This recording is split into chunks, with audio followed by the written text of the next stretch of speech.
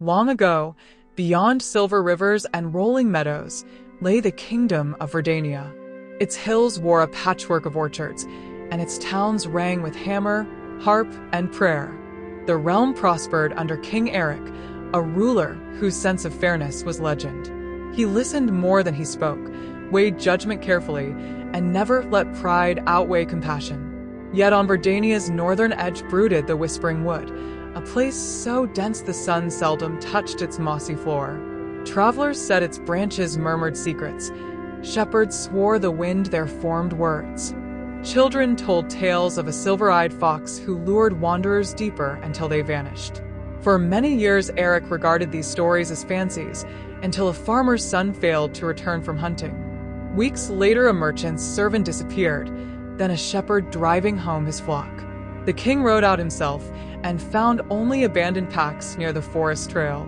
Something in the stillness pressed upon him, as though the trees were listening. That night in the council chamber, advisors urged soldiers, fences, even burning part of the wood. Aric shook his head. If there is peril, steel alone may not mend it. I will go quietly and learn its cause. At dawn he laid aside his crown, clothed himself as a traveler, and rode toward the forest with a small sword, a loaf, and a hunter's horn. Mist pooled between the roots as he stepped beneath the first boughs. The air smelled of rain, though no clouds hung above. Voices, thin as cobweb, seemed to stir between the leaves. He followed a deer track until dusk, when the path widened into a clearing. At its center stood a stone carved with runes too old for scholars. A breeze rose, though every branch was still, and a voice whispered, "Who seeks the heart of the forest?" "I am Aric of Verdania," he said steadily. "I seek those who are lost." From shadow padded a fox, its fur the color of banked embers. A tiny silver key hung from its neck. Without sound it beckoned, tail flicking like a lantern. Aric followed. The fox led him through arches of yew and over fallen trunks furred with glowing mushrooms. They came to a glen where scattered belongings, satchels, shoes, a shepherd's crook, lay among the ferns. A pool shimmered in its center. Beside it sat an old man cloaked in moss green, eyes bright as moonlit water. "I am Calwyn, warden of these trees," the man said. "The forest keeps trials for those who enter seeking more than they understand. Your people stepped unwisely and were caught between hungers. Where are they now?" Aric asked. "Beyond this pool," Calwyn replied, pointing to a raft moored to a stump. "Cross, and you must face what tempts you most. Master it, and you may bring them home." Aric boarded with the fox.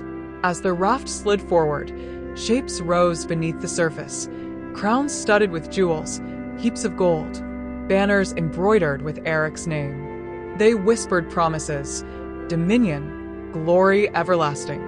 He gripped the pole, forcing himself to look ahead, and the illusion sank like mist.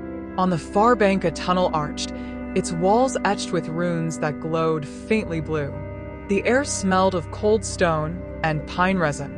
Within stretched a hall of mirrors, their silvered faces reflecting not only Aric's body, but the many lives he might live.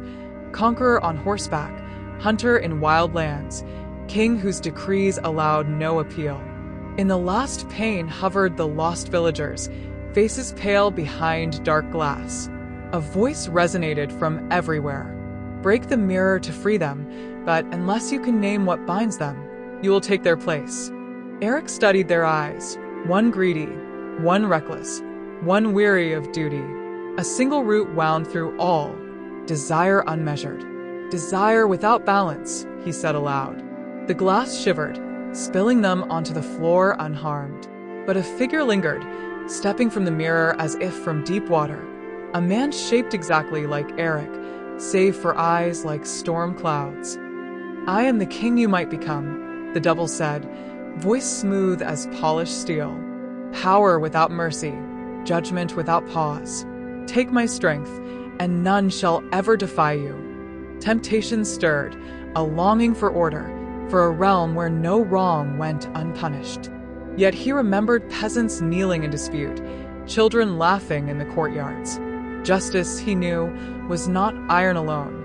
Lowering his sword, he said, "Strength without kindness is ruin. I will not trade compassion for dominion." The shade's smile thinned. He lunged, and steel clanged in the echoing hall. They fought among reflections that fractured like ice. Aric's breath grew ragged. Then memory of Colwyn's words steadied him. Not every battle is won with steel. He sheathed his sword. "I see you," he told the shadow. "Ambition without heart. But you will not rule me." The figure faltered, softening into mist before sliding back into the mirror. Light poured through cracks overhead, dissolving the hall into a sunlit glade. The fox bounded onto Aric's shoulder, whispering, "Balance chosen." Colwyn awaited near a spring where the freed villagers drank. He held out the silver key, which now gleamed as a twig with silver-green leaves. "Plant this in your court," said the warden. "Let it remind Verdania that strength must root in mercy." When they returned at dawn, bells pealed from the city towers. The rescued told of dreams filled with strange music and how a calm voice had guided them. Aric planted the sprig in the palace garden. It grew into a slender tree whose leaves chimed softly when a fair judgment was spoken. People called it the listening tree. Years of peace followed. Aric invited even humble voices to his council. Under moonlight, the tree glimmered, and villagers swore its leaves stirred whenever kindness tempered law. Verdania thrived, yet the forest kept its quiet watch.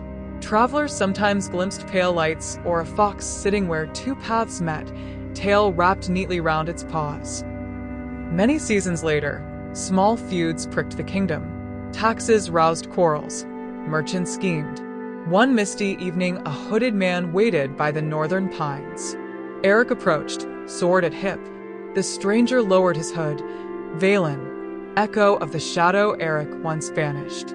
"You cast me out," said Valen, "but I breathe wherever rulers hunger for control. Your people drift. Let me bind them tight." "Bran," Aric's old guard muttered, "perhaps we do need firmer reins." But Aric remembered the mirror's chill. "Fear breeds silence, not loyalty," he replied. Valen gestured, and visions rose in the mist. Markets rioting, soldiers clashing, the listening tree blackened. "These await if you forget balance." "I will guide, not chain," Aric said. The shade inclined his head, almost courteous. "Then Verdania rests safe." He dissolved into glimmering sparks, and the mist cleared. Times will turned. Aric's hair silvered, yet his eyes remained clear. Children gathered by the listening tree to hear of fox and mirror, of temptation overcome by wisdom. He taught them that every judgment was a living thing, needing steady hands and patient roots.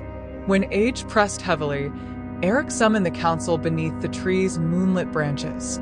"Justice," he said, resting a palm on its cool bark, "grows like this tree, only if tended each day." He named his daughter Lyra as heir. She listened intently, promising to keep mercy at Verdania's heart. One twilight, Aric glimpsed a fox at the garden's edge, tail tipped with fire. Peace filled him. He sensed the forest's wisdom would outlast his breath. That night, he passed quietly, as though a star had slipped beneath the hills.